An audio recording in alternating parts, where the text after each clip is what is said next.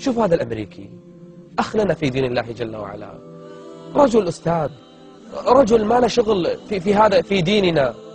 شوفوا قرأ التوراة، قرأ الإنجيل، قرأ أشياء كثيرة، لكنه لما فتح المصحف أي آية اطلع عليها؟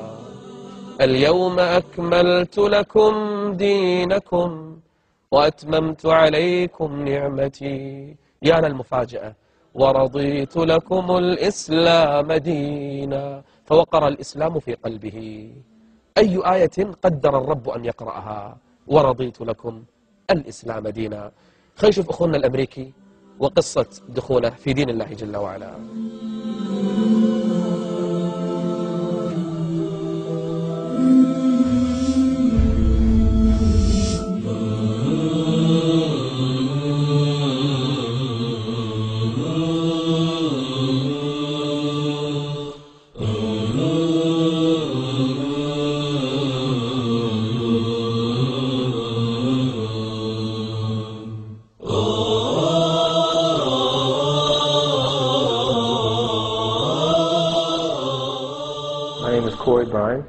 I'm from America.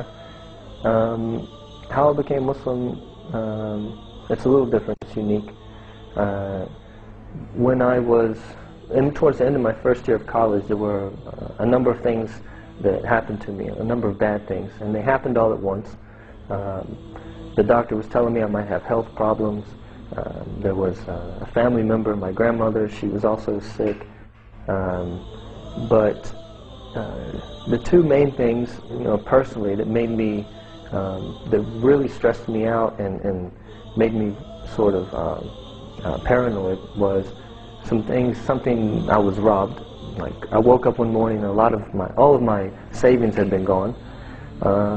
And also something that happened to my brother. My brother had, he had basically he was with some guys and he witnessed a shootout where some guys were shooting. So these things were happening. It's making me question who is really my friend, who can I trust. It's making me really paranoid.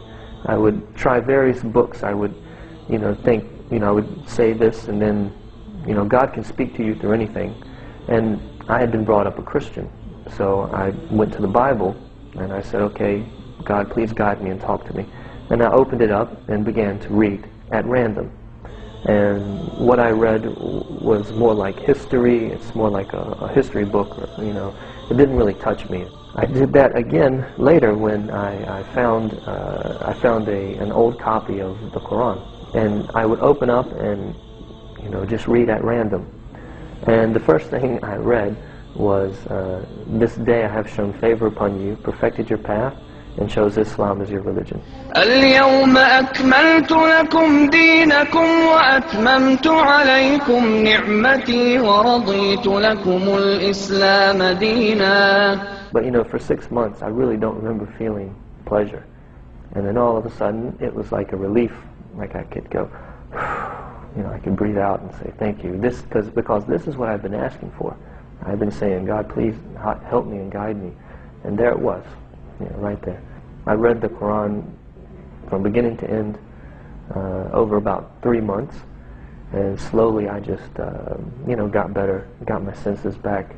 When I first took Shahada, I just had taken Shahada by myself, in the basement of my house, and I had read in a book that you should take Shahada, And then after approximately 2 years, when I was in college, I found out that there was a masjid on the street that I lived. And so I went to visit, and there was a guy that I met there who became a really good friend of mine, who, he started talking to me and said, I haven't seen you here before, are you Muslim? And so I started talking, and he found out that, I didn't know any Muslims, and that I hadn't taken Shahada with witnesses. And so he was saying, oh, you should do that. After the prayer, the Imam says, we have a guy, he wants to take Shahada. And so I go to the front, and there's, maybe at least 100 people, maybe more. And, they said, repeat after me. And I said the Shahada, La ilaha illallah, Muhammad Rasulullah. La ilaha illallah, la ilaha illallah, la ilaha illallah, ma lana rabbun لا إله إلا الله، لا إله إلا قبل سنوات قليلة كنت في لجنة التعريف بالإسلام وسكرنا اللجنة، خلاص انتهى الدوام نبي نمشي. احنا طالعين جانا واحد امريكي، جاني انا شخصيا وكان بعض الاخوة موظفين في اللجنة ويانا، فقال انا عندي ممكن اسئلة، انا توني جاي الان والمكان بعيد، موظف اظن عسكري في عرفجان من الجيش الامريكي. قلت له تعال بكرة، قال لا الحين. فرجعنا مرة ثانية وجلسنا معه وفتحنا اللجنة وجلسنا. قال قبل ما اقول لكم اسئلتي اسمعوا قصتي. الرجل بالثلاثينات، عسكري امريكي اصل، ما هو متجنس امريكي، مبين من شكله. يقول انا وانا صغير كنت متدين واسرتي متدينة. يقول لكن كانت تراودني احلام عن شيء اسمه الكعبة، شيء اسمه مكة.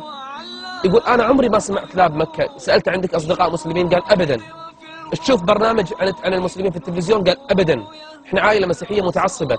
يقول جيت حق جدتي فسألتها، قالت لي مكة هذا دين نبي اسمه اسماعيل وهذا نبي المسلمين. قالت لي اسماعيل حتى ما قالت لي شيء ثاني. يقول مرت الايام وانا في ذهني اسئلة دينية كثيرة احتار منها. احضر الكنيسة كل اسبوع، انا يقول شاب متدين من صغري، ما احب الابتعاد عن الدين. يقول انا تمسكت بالدين المسيحي كثير وتعلمت وقرأت. يقول لكن في اسئلة داخلي ما في احد اجابها لي واجابها عني. يقول حتى جاء اليوم اللي بكيت من شدة الهم والغم، صدري ضاق لأن عندي أسئلة تحيرني. الفطرة إلى الآن ما وافقتها، ما لامس فطرته. يقول قعدت أبكي وأقول يا رب دلني على الدين الصحيح، يا رب دلني على الدين الصحيح، أنا خلاص تعبت. يقولوا أنا جالس بالثلاثينات عمره. يقول رن تليفون البيت في أمريكا، نعم أنت الضابط فلان الفلاني؟ قلت له نعم أنا هو. قال أنت مطلوب للخدمة في الكويت. قلت لهم من صار الكويت هذه؟ قالوا هذه دولة عربية عند العراق، مطلوب أنت للخدمة. قلت ما في باس. سكرت قرأت عنها، دريت أنها دولة مسلمين وقريبة من مكة. قلت هذه استجابة الدعاء لي. يقول أنا جيت الكويت صار لي أيام الحين أبحث عنكم، وقالوا لي في لجنة متخصصة اسمها التعريف الإسلام. جلس معنا مع الأخوة رحبنا فيه. قلت له أعطني أسئلتك. كل الأسئلة اللي أعطاني إياها بسهولة أجبناها. وقلت له عن قصة مريم في القرآن وكيف جعلت لها سورة كاملة في حين زوجات النبي ولا واحدة لها سورة في القرآن. أما مريم العذراء سورة لها، بل هي سيدة نساء العالمين. وبينت له شنو عيسى بالنسبة للمسلمين، وأنا أقول له قاعد يبكي. قال لي أبي أسلم. قلت له أخذ لك وقت شوية، ادرس الموضوع. قال لا والله ما أطلع من هني، أنا من صغري أحلم بهذه اللحظة. شلون أسلم؟ قلت له تقول كلمتين تسلم. علمت معنى الشهادتين. فلما أسلم بكى ودمعت عيناه. قلت له ايش فيك تضايقت؟ قال هذه أسعد لحظة مرت علي في حياتي. هذا دين الله وهذا هو الإسلام، سينتشر في الأرض لا محالة. فمن أحب فليدخل ومن شاء فلا يدخل، لكن لا يلومن